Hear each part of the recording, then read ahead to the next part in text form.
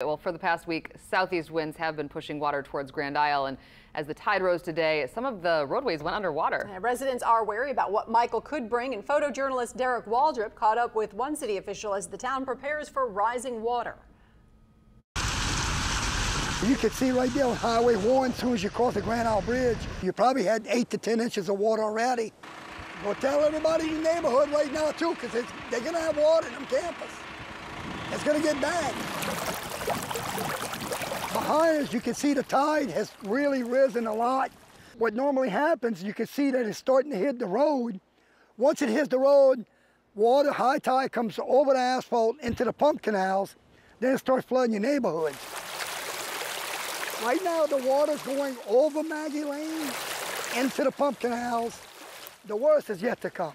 The last 5 to 7 days, we had southeast winds hitting Grand Isle, piling up all the Gulf waters up towards Barrett area, Lafitte area. With this hurricane in the Gulf, it's not making matters any better. It just keeps pushing the water this way.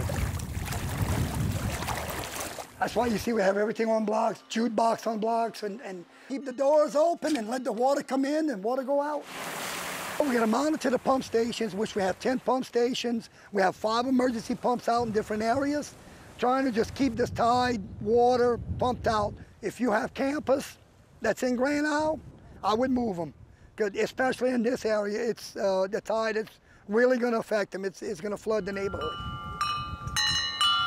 Part of living in paradise, I guess. What a great attitude there. Well, it's